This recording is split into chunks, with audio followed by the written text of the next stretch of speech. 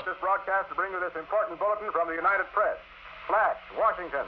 The White House announces Japanese attack on Pearl Harbor. Stay tuned to WOR for further development. Mr. Vice President, Mr. Speaker, members of the Senate, and of the House of Representatives, yesterday, December 7th, 1941, a date which will live in infamy. The United States of America was suddenly and deliberately attacked by naval and air forces of the Empire of Japan.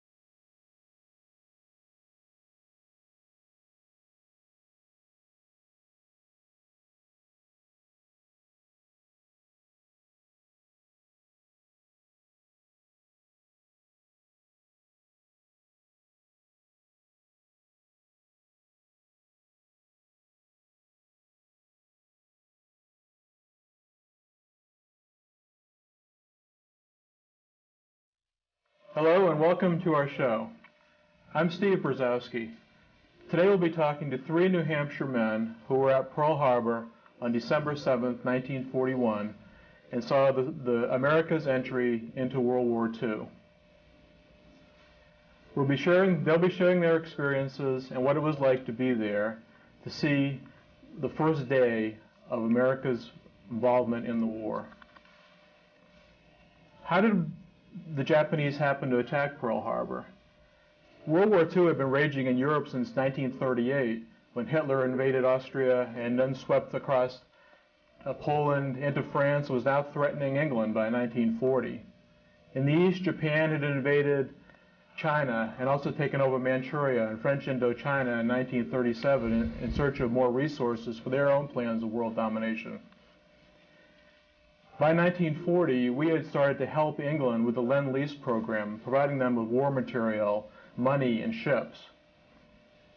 Also in 1940, Franklin Roosevelt stopped Japanese assets, froze Japanese assets in this country, and stopped our trade with Japan. When the Pacific Fleet moved from San Francisco to Pearl Harbor, Hawaii in 1940, it was to stake out a strategic position between Japan and the mainland U.S. It's a privilege and an honor today to have three men from New Hampshire who were at Pearl Harbor on that day. One of them is John Brzozowski. I also call my dad. My dad grew up in Hillsborough, New Hampshire, and enlisted in the Navy in 1939 in Boston. Before he enlisted, he was a busboy at a hotel in New York City, the Woodstock Hotel. He was 19 at the time. Bob Bacon was born in Ohio and grew up in Pennsylvania. He enlisted in the Army in 1940 in Wilkes-Barre, Pennsylvania. Before that, he was a shipping clerk. Bill Lefabvre is from Manchester, New Hampshire. He enlisted in the Navy in 1940, right out of the summer after high school. What I'd like to talk about first is how your unit or your men happened to be at Pearl Harbor. Why were you there on December 7th, 1941?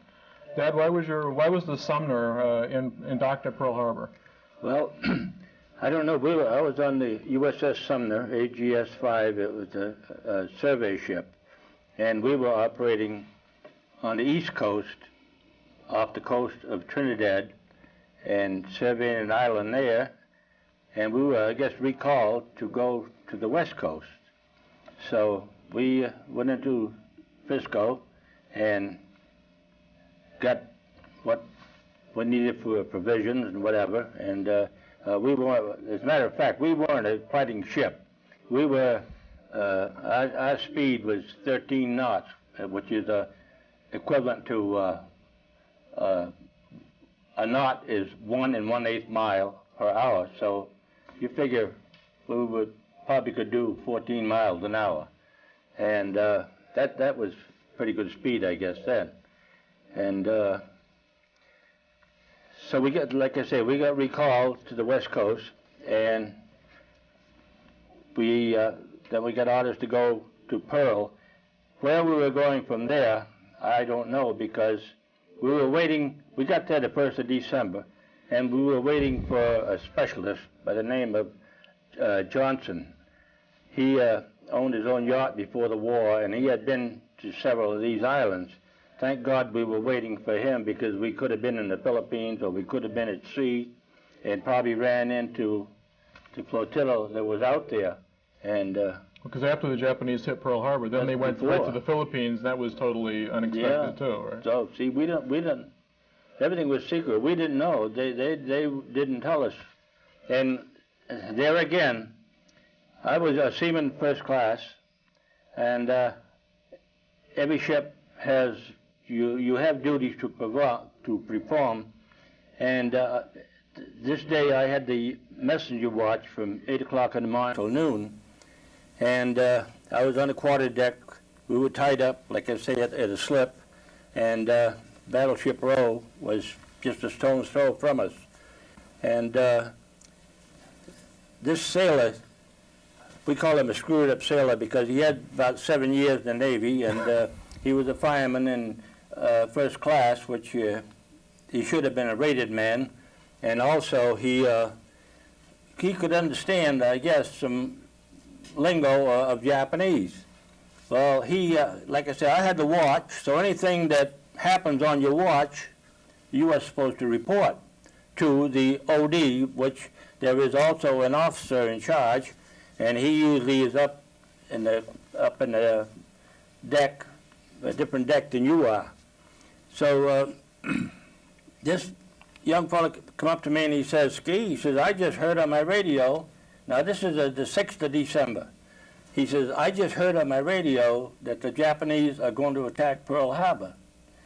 So I said, "You did?" And he said, "Yeah." So I said, "Come with me, let's tell this to the exec here." So, because the exec is the second in command of a ship, and I knew him. His hatch was right there, and I knew he was in his quarters. So I went over to him with this sailor, and I says, "Commander," I says, "this man wants to tell you something." So he told him. He says, "I just heard on my radio that the Japanese are going to attack Pearl Harbor."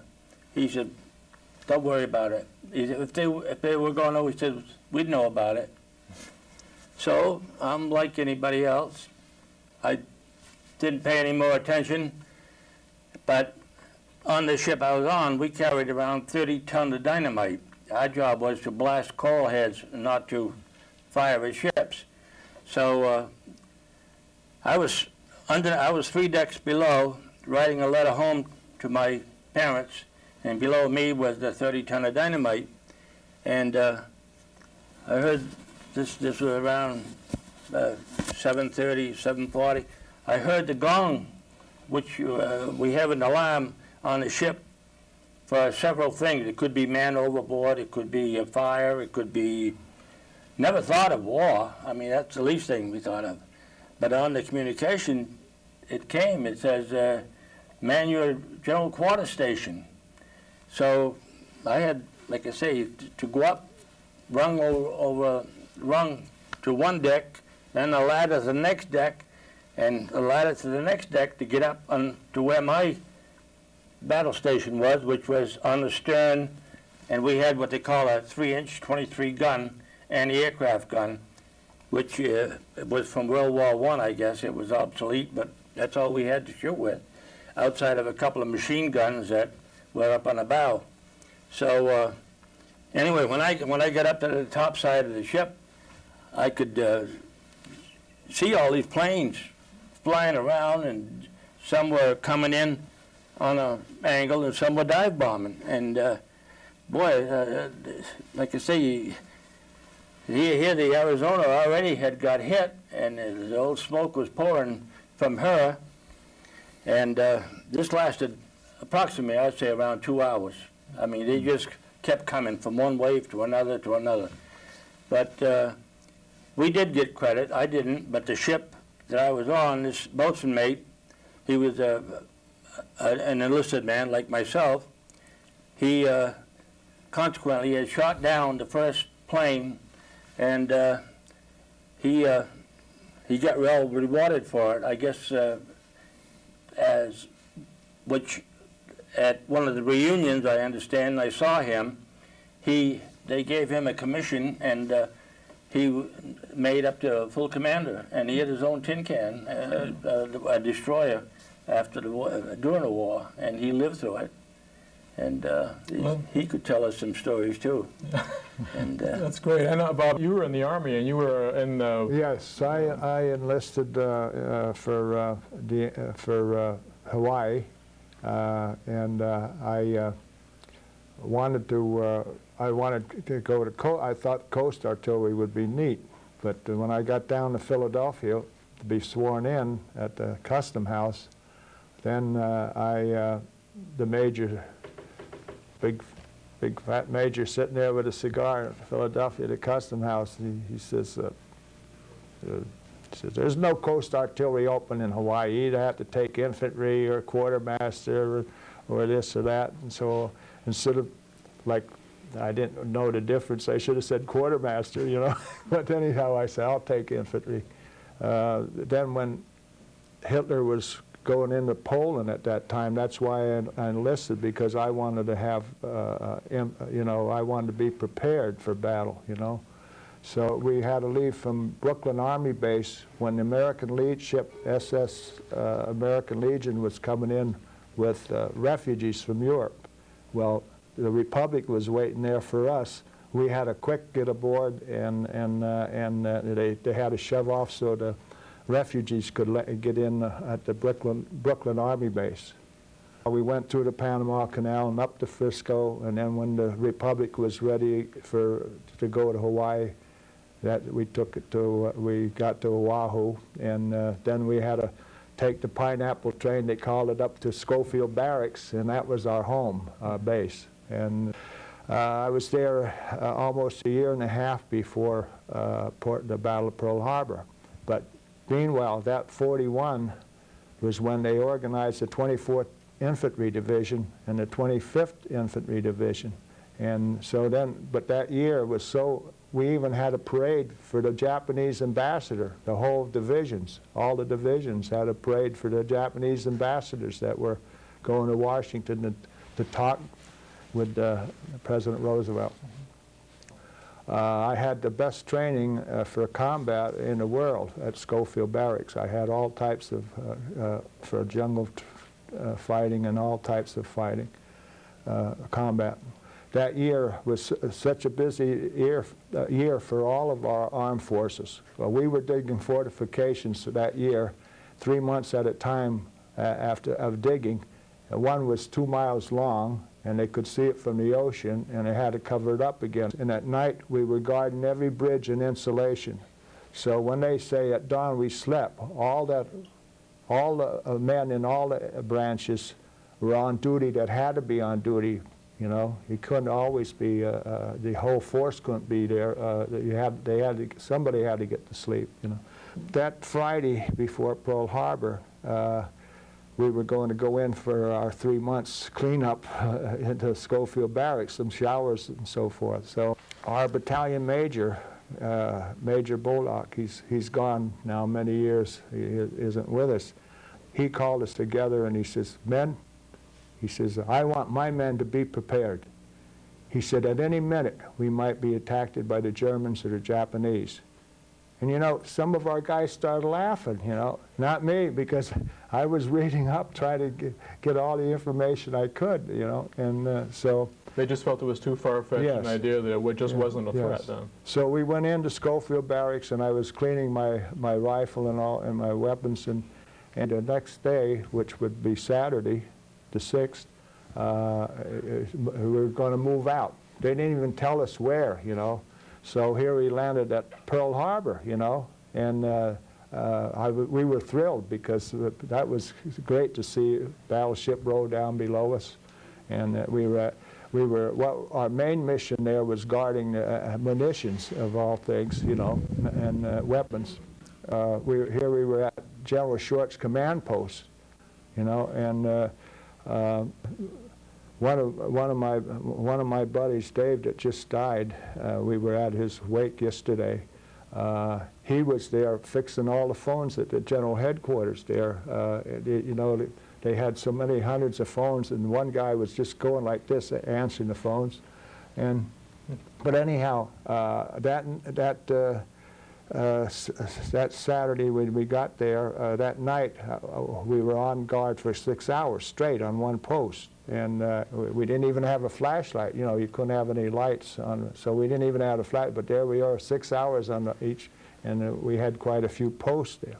So at 7:55, it was before 7:55 that I had 5 minutes yet to get my group. We were, mind you, we were sleeping in pup tents down overlooking Battleship Row. In pup tents we were sleeping, you know. Another guy and I was leaning on a cabinet truck waiting for the other guys to get on so we could relieve the guard that was on, and we were going to go for another 6 hours. I'm looking down, I says, look how nice and peaceful it looks down there. And there, the Arizona, I was facing the Arizona, and the Arizona blew up, a big red ball like this, you know. And so some guy hollered, "Maneuvers." I said, "Maneuvers, hell, you don't blow up your own ships, you know." So I ran in the pup tent and got my rifle, you know, because we had ammunition belts. So I had, all year we had ammunition belts that year of 41. And we were guarding all the bridges and all, and the insulations at night, plus all our other fortifications. So the shrapnel from our own ships started, for our Marines, I guess, bases, and they started firing at the planes that were, well, I looked to the east, and here, that you won't believe it, but that sun looked so bloody, half of the sun on the horizon. And them rays, like white, just like they had that timing, so 7:55, you know, is when I looked at my watch when the Arizona blew up, 7:55. Some people still, when they're talking about it, they still try to ascertain the time, but my watch said 7:55, I always remember that. So I got my rifle and we doubled the guard, and I had post number 1, and the shrapnel was flying all around us, but I didn't get hit with it, but some guys did, I guess. So while I'm watching, the torpedo planes were coming from the rising sun in this way towards us, and the bombers were coming in on this side. And I counted from when the smoke got in the way of the hedge-hopping planes, then I couldn't see it from my post because it had so much smoke way up, billowing up. And so I counted 90 dive bomber runs, you know, and it was probably a little more than that, but I saw 90 where they just drove, and some of them were driving so straight you wonder how they ever pulled out. Some of them didn't, and some of them got shot down there by our own men, but by our forces. With all that noise going on, I heard a plane coming, believe it or not, I heard a plane coming right over my head, and the mountain was about 12 feet above me.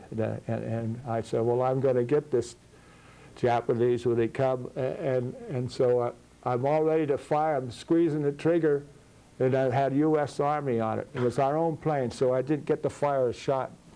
I was very disappointed that it wasn't a Japanese plane. That's the extent of some of the even at that time, there's always something that's so, you find so humorous afterwards. When it wasn't, I mean, just thinking of all them men just aboard all those ships down there, and especially when the Arizona blew up, all them men that got killed in there, you know, it's devastating. But anyhow, when the shrapnel started flying behind us, they had an old pillbox, and geez, some of the guys when they got getting all that flak there, you know, they were all trying to get into this pillbox. So one guy I noticed had his head in the hole where they used to fire out of years ago, and so it was weeks after when I got talking to my vet. I says, what did that guy say when he stuck his head in there? He says, well, at least I'll protect my head. Yeah. He's told the guys. So I think poor Bill here, we didn't give him much time. We have plenty of time. But that was a good build-up to Pearl Harbor, and he was right down there where it was mighty tough, tougher than I had it up there. Bill, how did you happen to be there? How was your ship happen to be at Pearl Harbor? Well, I went through Providence, Rhode Island. You know, down there at the, that's where I got my basic training. And when we got through our basic training, they put us on a train, and we went straight across country over to Long Beach, California. That's where I saw the West Virginia sitting there. When I went up on that motor launch and got alongside of her, I looked at that thing and I says, how the devil can that thing be floating? Because I've never seen a vessel that huge in my life. And it had an armor belt. It had a 16-inch armor belt. Guys were walking on it, going all around it, touching up this and that. The armor belt is below the water line, but part of it shows up above. It's the protection just for torpedoes and stuff like that. Now, I just couldn't believe that the thing could stay afloat, because, boy, those battleships are mighty big. So when I boarded her, what we did, we went straight up the West Coast, up to Bremerton, Washington, for a very short workover. They gave it a sharp workover real quick, because, you know, we all knew that the Japanese had some representatives over here because of the fact that they could not get enough fuel. That's what they were over here for. They were over in the United States trying to barter and have something settled so that they could get some fuel, because they were very low on it. Now, when we went up there, all we did was had a short overhaul and scraped the barnacles, then off we went for Hawaii.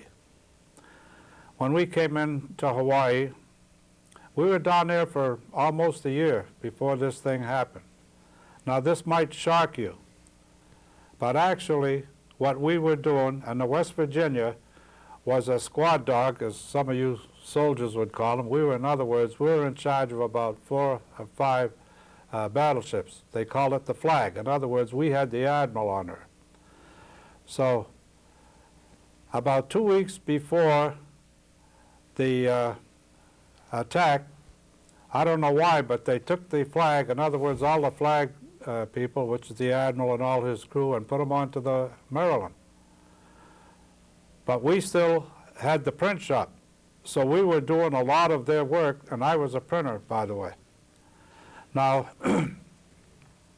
with all the activities that were going on in the States, it was nothing but word that was coming from the war that was going on over there in Europe, and also about the Japanese trying to barter with our people. So we knew that they had, like I say, that they had representatives.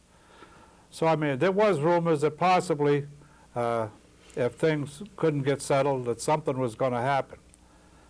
But they didn't mention, as far as on our vessel, we didn't hear anything about that they were going to hit Pearl Harbor.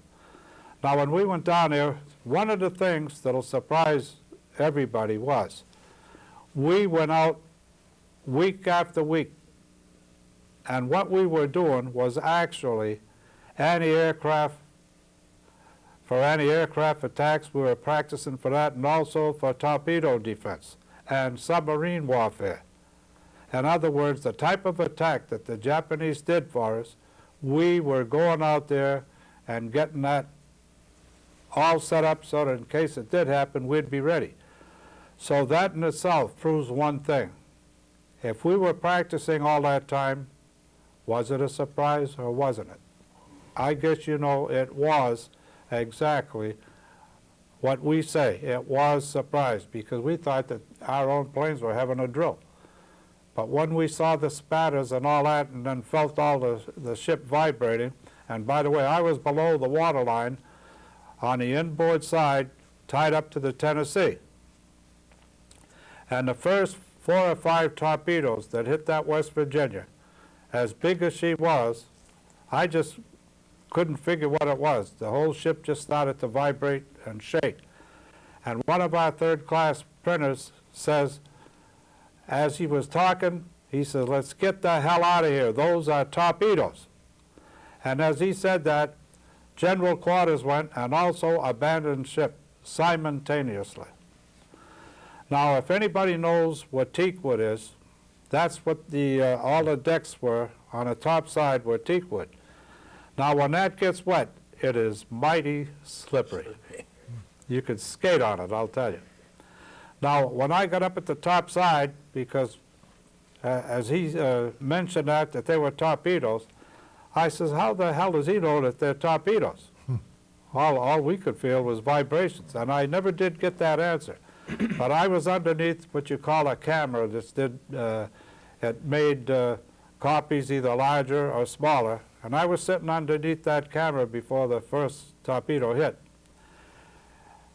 And I was waiting for a cup of coffee. I never did find out for years if that cup of coffee ever came through, I'll tell you that. And I wasn't really too anxious to find out either. But when I got up to the top side, following his instructions, and I was bent down and trying to put on shoes because we were waiting to go to a church over in the subbase. The battleships, you know, they had a chaplain and all that. But for a Catholic sessions, you had to go over to the subbase. So we were waiting, and so while we were waiting for our cup of coffee. But anyway, when we got up the top side, there was so much noise and confusion going on with all those firing. All the ships in that harbor that could were firing at those Japanese planes. And there were actually 2 waves of Japanese planes that came in with over 338 planes that were involved, coming from those 4 carriers that they had. Now, the first ones were torpedo planes covered by fighters and light bombers. That was in the first wave. The second wave, they come up with their high-level bombing and also fighters, because they were still figuring that possibly some of our planes would get up, which a few did, but very few. Because the protection that we had set up was not for an attack, it was for just sabotage. That's what, and so all the planes were all in one big bunch all together. What a beautiful target it was. They came in, what they were looking for were the 2 carriers. But the 2 carriers had left. We never had let a capital ship go beyond that net after midnight. But this time, we did. If the people that did know that they were going to attack Pearl, the only one that should have known it was Admiral Kimmel. And the ones that were running the whole situation down there at Pearl Harbor. But to tell you the truth, if you saw all those vessels in there, you would swear that we could take anything that could float. That's the impression that we had. So you can see that it really was a surprise. No kidding at all. It was a surprise. But the Japanese came in, and what they were looking for was those 2 aircraft carriers that were up fooling around with the B-17s that were supposed to be delivered to Pearl Harbor and Hickam Field, because that's where the heavy bombers stayed. Now, for some reason, they were out a little bit too far, so they couldn't help us at all when the attack did come. That was the one thing. But the Japanese got worked up. Now, actually, we really were getting defenses made up to try to defend the Japanese from bringing their landing force. But little did we know that they changed their mind, figuring that those two carriers were circling around to get them on the way out. So they told their landing force to turn around and go back. Oh, so they were actually thinking of landing troops? They were like actually, yes. Wow. And one thing they knew, that nobody would expect them to hit the most valuable bunch of ships in the world. Right. Because, boy, every day that we were practicing, more vessels were coming in, more battleships were coming in. And we just didn't know what was going on, because we were all just seamen and just starting our career. Mm-hmm. And like I say, the big boys don't tell the little fellows what's going on. You have to just try to figure it out for yourself. Now, when I got up at the top side, like I said, it was all hell already had broken loose. And I don't know if it was exactly the teakwood. What I couldn't understand, we come out the hatch, which was on the inboard side towards the Tennessee. I never could figure out why the hell did we go out towards the water. I can understand why I did, but we were getting ready to go out that way, and the Tennessee was right aside of us. Why didn't we jump their ladder? Because they did not cut our houses. If they had cut our houses, we'd have ended up like the Oklahoma. We'd have rolled right over. But thank God to those boatsmates on the Tennessee, they did not cut our lines. So we stayed afloat and just dropped down like that to the bottom of the drink. Now, when the Arizona went off, I had just been on the top side trying to keep my balance and seeing what was going on. Then when I saw that big round ball, we knew then that they weren't ours. We knew that we were under attack then. So how I got over into the middle of the drink, I cannot understand, because the stack was at my left facing the harbor, and on the right was the bulkhead going into the compartments that were at my right. Luckily, when the Arizona went off, the concussion was so bad that it must have lifted me off and forced me right into the drink. And how I could tell that I was in the drink, two things. First of all, my feet were a little cooler than what they were normally, and secondly, I had swallowed part of that oil, and the oil was about 4 inches thick. It was that. And was the water on fire too because of the oil? And there was fire. Oh yes, the West Virginia caught on fire, and the Arizona was on fire. All of those that were sunk on the outside, there was a lot of oil and fire. Yes. But wasn't the Arizona was inboard of another smaller ship? A very small, small ship compared to what. And it just there was no protection then. No protection at all. That was the Vestal. The Vestal. Vestal. The repair That's ship. what it was. Yeah. Now, when I was in the drink, it was a good thing that my folks had a summer home and I was a good swimmer. I started to tread water, and I looked and I spotted a motor launch, and there was nobody in it. And so I swam towards that, and I climbed aboard that motor launch, and I grabbed a Navy mop, which they call a swab, and I started to pull survivors in. And when I got 4 or 5 of them in there, the petty officer that used to be my petty officer in the 1st Division before I went down to be a printer on the West Virginia said to me, "Lefabvre, get the hell underneath that seat." He says, "Those spots," he said, "we're being strafed." And I said to him, "Well, what do you want to do? Let these fellas drown?" I says, "Get them in here so that we can get out of this place." So I just kept on doing what I was doing. Next thing you know, I backed up to pull some more, and my butt hit somebody else's, but I turned around and it was him. So I guess he figured that maybe he ought to do what I suggested. Where were you going to go at that point? Where was there any safety in the small boat? Where would you go? Where do you turn in that situation? Well, you know, you didn't want to stay where all the action was. You want to try to go. So what I couldn't understand, we were right opposite all of the tanks, all of the fuel tanks that were right there. If we'd have went straight, that would have been the shortest way. We'd have been on shore. But we didn't. Don't ask me why. We had a boatswain mate, and where we ended up was down in the subbase. Well, that was quite a ways going down from just going across. Possibly, the boatswain mate figured if we get over there and they start firing at those things, we ain't going to last anyway, so he went down towards the subbase.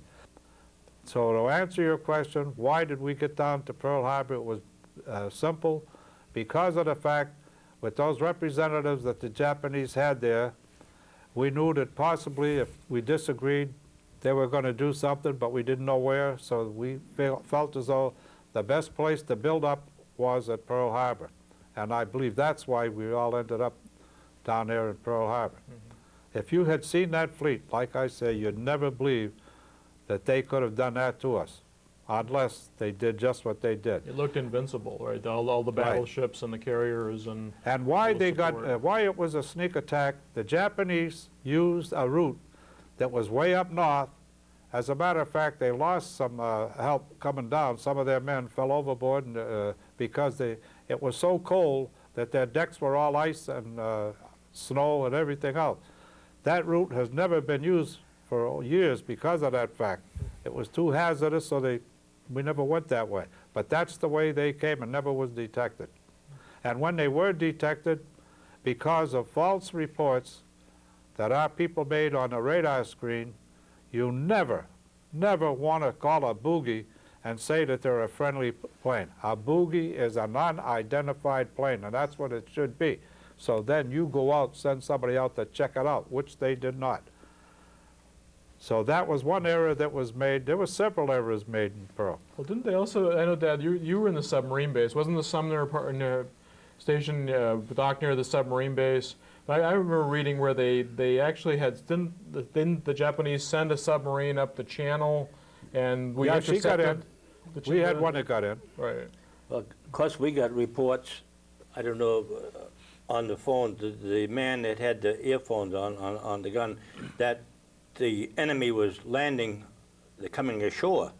That's that what enemy troops were landing, and false. It kind of confused everybody. I mean, I don't know how they got these reports, but well, just like they maybe got the same report like that they were going to attack Pearl Harbor. Right. I mean, it was like that actually was like a rumor, to tell you the truth. That this man that was supposedly a spy, he's the man, somewhere up in the hills, he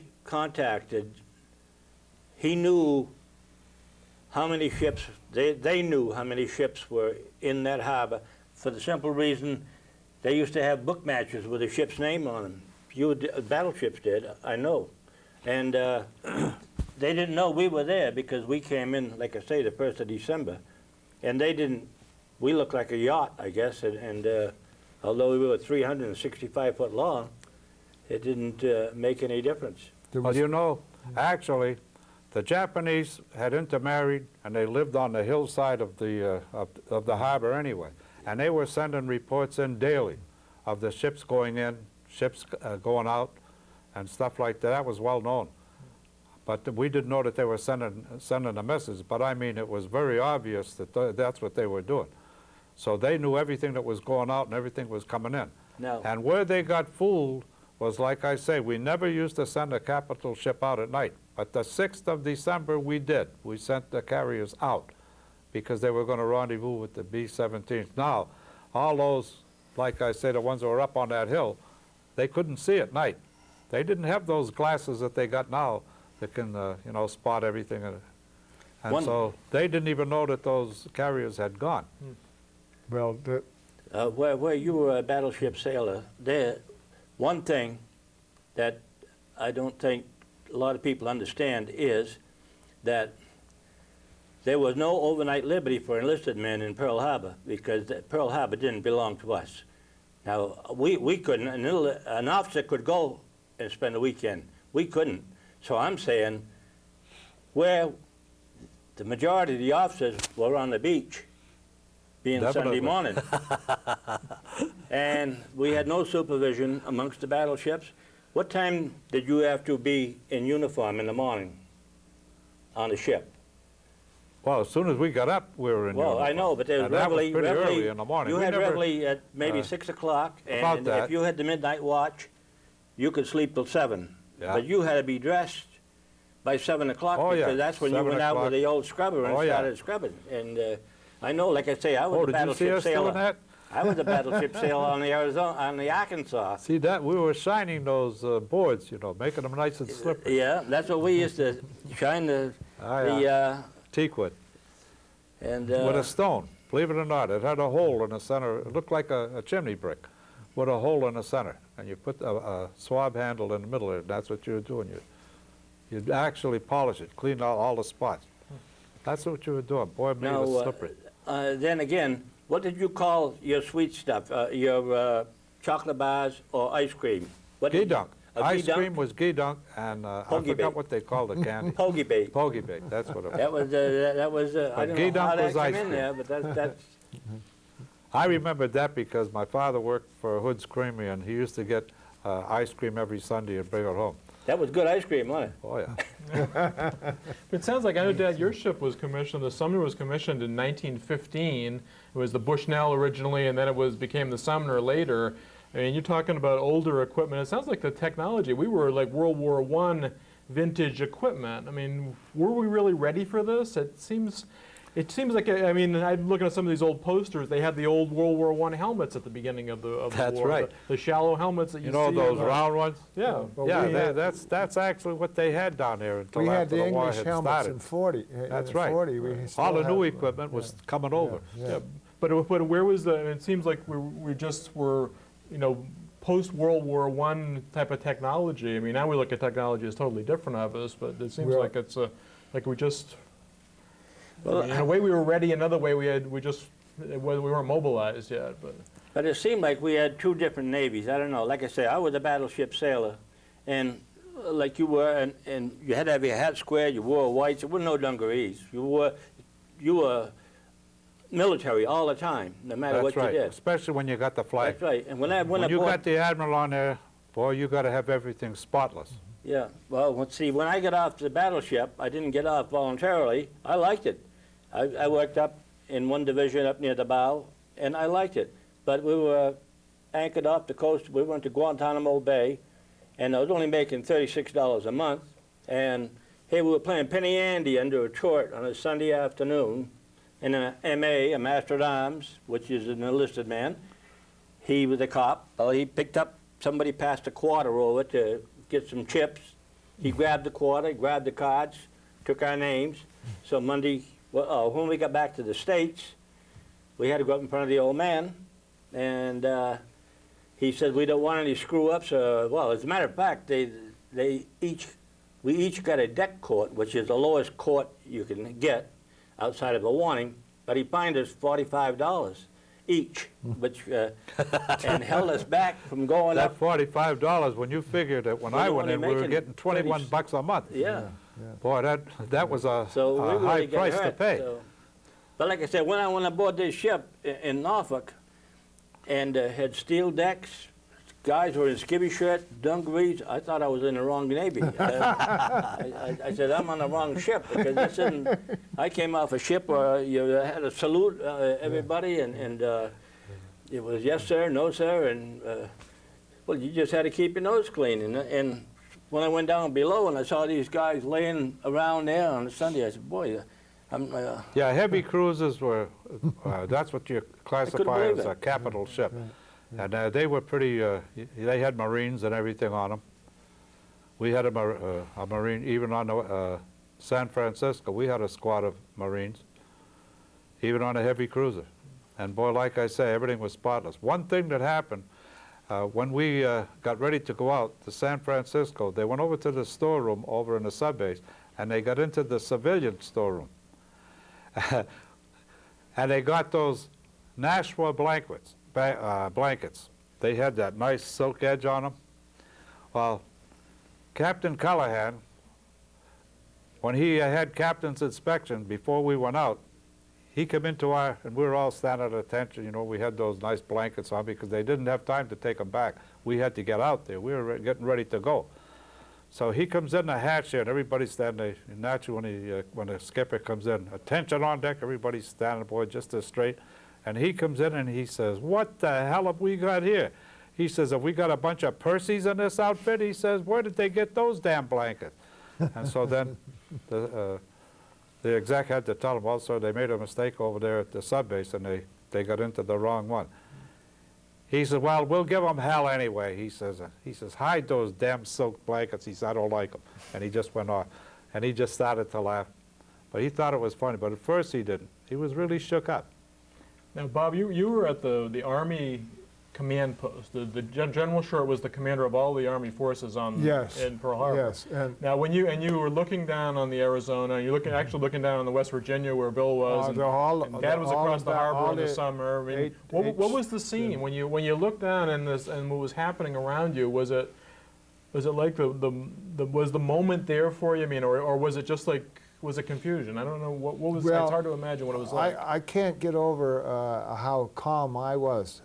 I was calm, and I thought, well, I always thought with all the training I had that I was worried. Am I going to be nervous? Am I going to be able to do all these things? But I was so impressed when I got to Pearl Harbor that Saturday, and looked down and seen right below me all those battleships, and I was proud of it. I was so proud of being a soldier, and I was proud of our Navy. I had visited the West Virginia. I was aboard one day that fall, and they pipe you aboard, and gee, they treat you like a king aboard. And then we had lunch. And probably he was right there. I had dinner with him and didn't know. Possibly. Yes. So. But I was calm, and I was angry. Why did the Japanese not come back through Pearl Harbor again? I mean, it was the element of surprise. They had the odds were definitely in their favor, but in 2 hours they were gone. I mean, the strategy seems a little skewed to me. Why didn't they come back and cause more damage? They didn't have troops with them. See, they didn't have really didn't have the troop ships with them. See, that would amount to anything. That's for one thing. That's one, and then the reason that he gave. Well, I think they were hitting what they hit in the Philippines at the same time. Yeah. So you're saying it wasn't their strategy to totally destroy? They came in and they were gonna come in and do a quick hit and then go to the Philippines and try to cripple the American fleet. Was that the? Actually, to answer that question, it's very simple. Now, just a little while ago, Senator Bob Smith asked me that same question, and from all the information that I've got, and what actually turned the thing around real quick was, Bob gave part of the answer, anger. Secondly, we went back to basics right off the bat. And like I said, thirdly, they did not dare to come back because they didn't know where those other carriers were. That was the reason why they sent their landing force away. So their intelligence wasn't that good. They lost contact. They didn't have they hadn't really excelled at getting their actually their radar fixed properly so that they could really detect as well as we did. So because of the fact that we had got so angry, and actually, like they say, they woke up the sleepy lamb. That's what they actually did. They woke us up, and going back to the basics, got us so angry that we had more power. There were times there, like Bob will tell you, and so will your dad. It's very simple. There were things that I lifted up. I lifted up during that action that I couldn't believe that I had done it. I tried to lift it up after that. I couldn't even get it off the ground. I lifted them up with one hand. The adrenaline was that high. That's right. So you see, there's something, you could call it supernatural or call it what you want. But I guess it's that anger, and it gets you so powerful that you will never believe the things that you do when you're in actual warfare. Well, it was definitely the galvanizing force and the event that brought America into the war. I mean, if the Japanese wanted us to come into the war any higher, they couldn't have chosen another way to do it, because there was a lot of. Before that, I mean, there was a lot of isolationism in the U.S. They didn't want America to go to war in Europe. They didn't want us to get involved with Japan. I mean, but the attack on Pearl Harbor was obviously what turned the corner, and the next day we were in the war, and that was the turning point. And another thing that was in our favor, when we were going down the road to the subbase, we noticed that every one of those fuel tanks were intact. They did not touch one of those fuel tanks. So that gave the indication that they were going to come back. So therefore, that's why we went to real defense. We didn't fool around. And that's why we did all those sandbagging. We were ready. If they were going to send them in, we were going to be ready. They weren't going to take it over like they did all those other islands. We were not going to let them do that. So we went right back to the basics, and that's what did it. And when the actual mistake that they made, they should have hit those tanks, because then we'd have been really crippled. That would have caused havoc at that point. And that would have maybe discouraged us altogether. But that was one thing that made us say they're coming back, so we got to do something and do it now, and we did. That's why we didn't get any sleep. We went to sandbagging and getting ready and trying to get some of those vessels out of the way so that they could get out, which never happened. All we had to use was just the small ones that could get out. The battle wagons, they were out. The only thing that saved us was we had some new battle wagons that were coming down anyway. When they got to Washington, the San Diego, all those big new carriers that came in there, North Carolina, I'll tell you that they were different type of battleships. We, as a matter of fact, the West Virginia was one of the newest of the old ones, and she was out of date then. But I was on one of the, supposed to be one of the best battleships that was afloat at that time. Any other activity going on? I mean, was there any other counter-offensive activity there? That night, now, you know, it's when the planes he was talking about came back. Our fighter planes, we saw some of our fighter planes up there. Well, our fighter planes Boy, were some of coming those in, fighter planes that were so outnumbered. Yeah. Boy, you really had to give them credit. Boy, they did everything they could. Yeah. But to summarize the Pearl Harbor attack, if you put everything where it should be in its right perspective, you got to give the Japanese credit for one thing. They had completed a military marvel, because when they got in, and especially to attack one of your biggest bases in the world and get by with it, you got to give them credit. I would say that that was a military marvel. Right. The losses were minimal for the Japanese. You're right. That's my opinion, and I've said that right along. And a lot of people agree with me that it was just one of those things. We were caught with our pants down. Right. What interests me, though, is like that. I remember you were talking about how, you know, you were sitting, weren't you writing a letter home that Sunday morning? Yeah. And sitting on 30 ton of dynamite, and it's like a Sunday morning, like you, but just turned into a Sunday morning like you've never had before. Obviously, it just it's that, I don't know, kind of that personal side of it. Sundays usually, well, Saturday and Sunday. If you're in the States, you get the weekend duty, or you have your ships are in sections. There's 4 sections to a ship. And as far as I asked Bill, as far as liberty goes, I don't think, I know in Panama, it was, which we've been there a few times, I have, you had to be back to the ship by 10 o'clock at night. There was no overnight liberty. But if you were an officer and you knew someone or you had an excuse, you could write out a chit and stay overnight. That's why I'm wondering how many officers were aboard the battleships that weekend.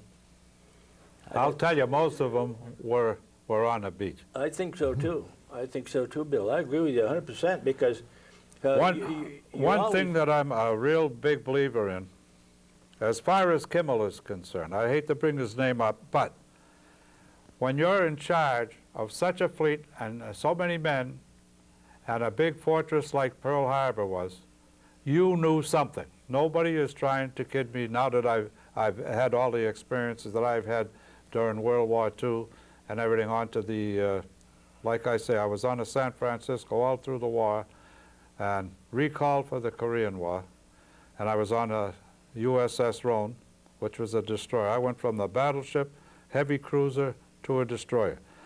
And from all the knowledge that I've picked up going up in rank and rate and everything like that, I feel as though that Kimmel, Nimitz, all those people, the president had to tell them, for the simple reason if something like that did happen. Now, it was the way the defenses were made up, and I didn't do it. So, I mean, somebody had to.